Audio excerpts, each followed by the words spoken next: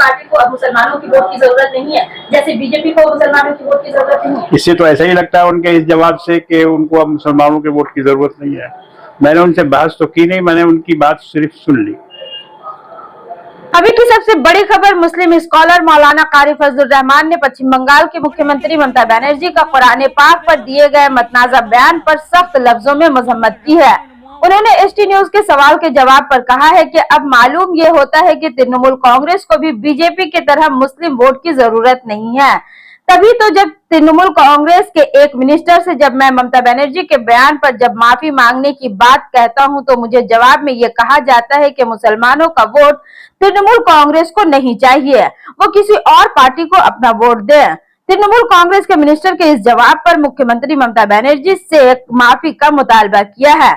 सिर्फ यही नहीं, मौलाना कारी फजलुर रहमान ने मुसलमानों से अपील की है कि अपना वोट अब सोच समझकर सेकुलर पार्टी को वोट दे जो सरकार बनाने की राह में है। याद रहे कि मुख्यमंत्री ममता बनर्जी ने गुज़िश्ता दिनों एक चुनावी सभा में पश्चिम बंगाल के डेवलपमेंट का जिक्र करते हुए कहा था कि कुरान पाक खत्म हो जाएगा, नौज़बिल्लाह, बाइबल खत्म हो जाएगा, महाभारत खत्म हो जाएगा, मगर हमारा डेवलपमेंट खत्म नहीं होगा।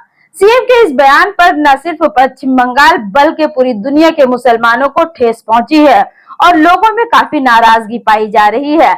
आइए सुनते हैं मौलाना कारी फजलुर रहमान ने क्या कुछ कहा है।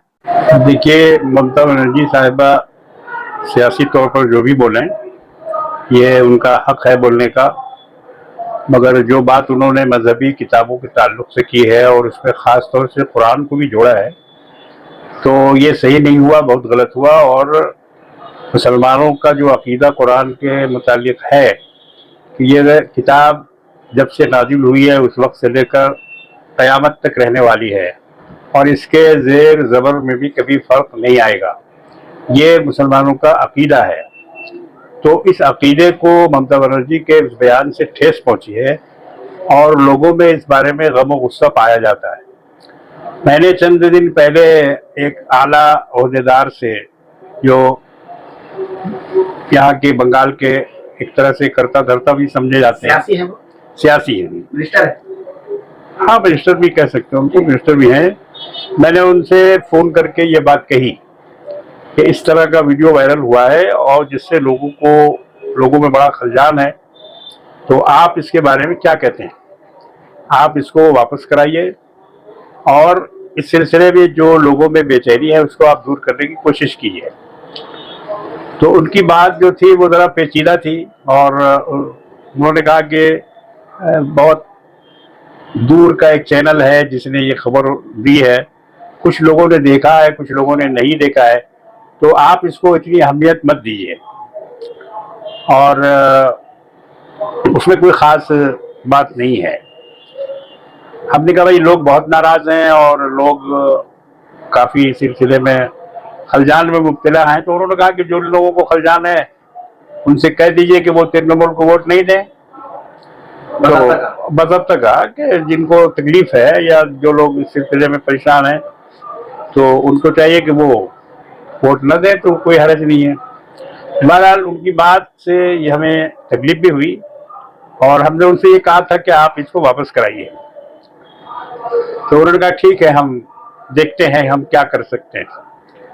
तो कई रोज़ के इंतज़ार के बाद, क्योंकि उन्होंने उसको वापस नहीं कराया, तो हमने मीडिया को इसीलिए बुलाया है कि ये वापस होना चाहिए और इस पर लोगों का शदीद एतराज़ है कि उनको ऐसा बयान नहीं देना चाहिए था। तो हुकूमती सतह पर इस बारे में कोशिश करनी चाहिए कि जो बयान उन्होंने दिया है ख़ास तौर से कुरान के ताल्लुक से, तो वो अपने बयान को वापस लें।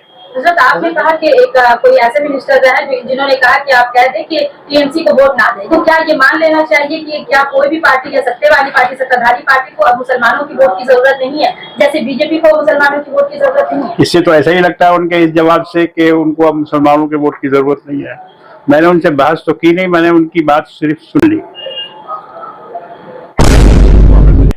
हज़रत, जो मिनिस्टर हैं क्या वो ये अभी देखना चाहते हैं कि एहतजाज पूरे सड़कों पे आ जाए, तब हम इस तरह का? अब इस सिलसिले में उनका क्या ख्याल है हमें मालूम नहीं, मगर बातें उन्होंने जरा सा ऐसी गोल की कि हम समझ नहीं पाए और हम नहीं समझ सके कि ये चाहते क्या हैं।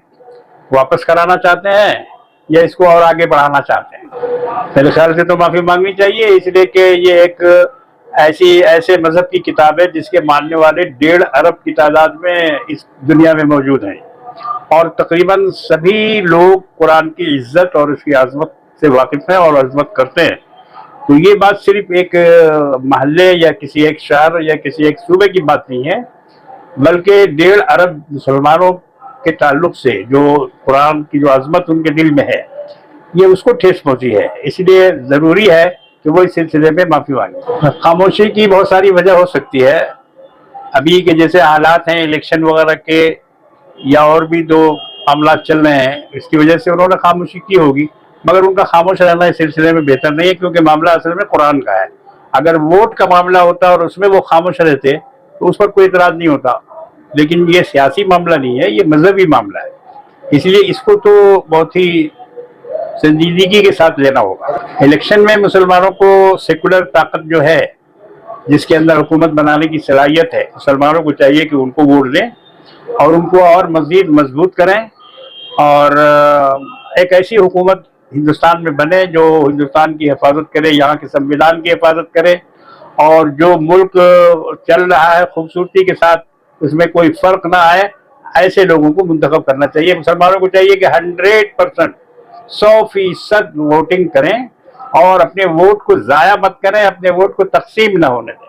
आज की सबसे बड़ी ज़रूरत मुसलमानों की यही है। मगरबी बंगाल के मुसलमानों की उम्मीद आपसे जुड़ी हुई है, लोग आपकी आवाज सुनना चाहते थे कि आप कब लब्बैक करें और लोग आए, इस पर किस तरह का आपका पैगाम है? इंशाल्लाह कोई जरूरत पड़ेगी तो हम लोग जरूर मिलेंगे और इस सिलसिले में भी हम लोग मिलेंगे। हमने ऑलरेडी एक चिट्ठी उनको भेज दी है, इस बारे में भी भेजी है, इसी बयान को लेकर उनके नाम एक चिट्ठी भी हमने भेजी है कि जिसमें ये कहा गया है कि ये आपका बयान जो है इससे मुसलमानों को तकलीफ होती है, लिहाजा आप इसको वापस करें। चिट्ठी का कुछ कॉपी वगैरह है? नहीं, मेरे पास इस वक्त नहीं है, वो जिन्होंने भेजा है उनके पास है। तो अब यह है कि हम इस सिलसिले में उनसे मिलेंगे भी, बात भी करेंगे, गुफ्तगू भी करेंगे। अब देखिए, हम पॉलिटिकल सवाल का जवाब तो दे नहीं सकते हैं, क्या होगा, क्या असर पड़ेगा, क्या नहीं पड़ेगा, इसका जवाब तो जो लोग सियासत करते हैं वही लोग बता सकते हैं। हो सकता है वो तहकीक करें इसको और एनालिसिस करके अगर वो बता सकते हैं तो बताएं। अभी तक ना ही कोलकाता पुलिस ने फेक वीडियो बताया है, ना ही ऑल इंडिया तृणमूल कांग्रेस के पेज पे फेक वीडियो का टैग लगा है और ना ही स्पोक्स पर्सन ने कहा है टीएमसी का कि ये फेक वीडियो। अगर फेक वीडियो है तो फिर पुलिस खामोश क्यों है?